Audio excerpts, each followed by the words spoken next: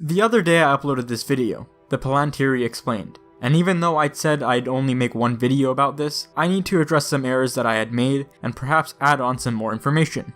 Now you may be thinking, errors you say, and I know, how could I have let that happen? This is actually why I was so hesitant on creating this channel in the first place, because I know I'm supposed to be the expert here. He said he's an expert! And it's my responsibility to get it right, but at the end of the day, I'm nothing more than just another fan like you.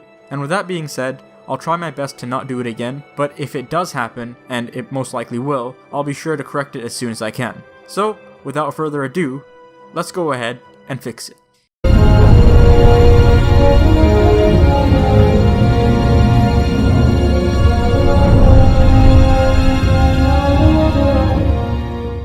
These mistakes were brought to my attention by Reddit user Christopher J.R. Tolkien.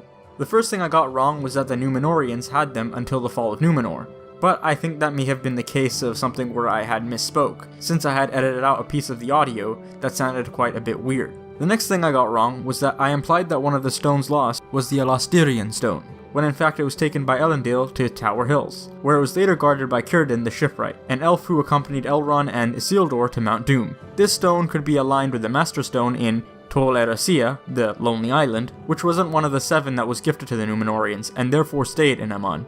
So now that I have corrected what I have said, let's dive into a bit more detail. In the Unfinished Tales, Part 4, Section 3, it discusses information on the stones themselves, and how they came into the possession of the Númenóreans and their eventual fate. They were kept in guarded rooms, high and strong towers. Only kings and rulers and their appointed wardens had access to them, and they were never consulted nor exhibited publicly. Just like other stewards, Denethor II had access to them, but unlike them, he was the first one to actually use it. The Ithil Stone could have been lost due to its defending, destroying it before its siege. However, the more likely explanation, as I had mentioned in my last video, was that Sauron was now in control of it, which may have also been the reason why the stewards of Gondor never used theirs. If it isn't in use, then Sauron cannot connect with them, and thus cannot have any power over them.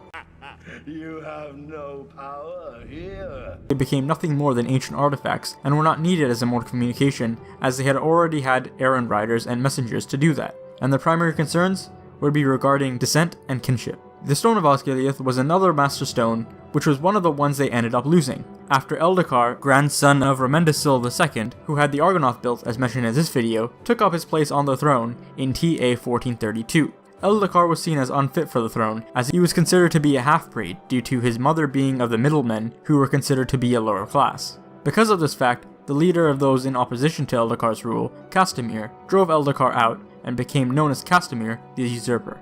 Doing this came with a heavy price, as the Dome of Stars was destroyed, the Palantír was lost, and after murdering Eldacar's son, a civil war known as the Kingstrife broke out. 2 other stones were lost at sea. The Stone of Amon Sul, or Weathertop, had to be moved as the tower was destroyed when it was invaded by Angmar's army.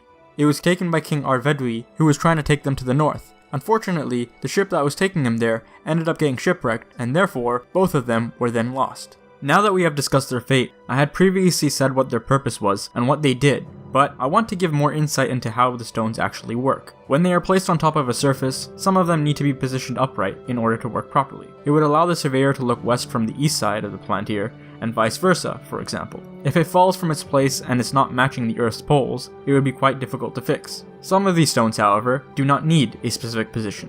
When looking through a Palantír, it's quite blurry and unclear, and if someone wants to make it clearer, so certain things appear closer, it requires concentration, which requires a lot of energy, and should only be used in times of urgency. The Palantíri can only see some things with light projected onto it. This means that they can see through mountains, but if there is no light present, it cannot be seen. In some cases, however, even when the light is present, it may seem as though it isn't, sort of like a VPN. This method of protection against the stone is called shrouding, and it is unknown how it is done.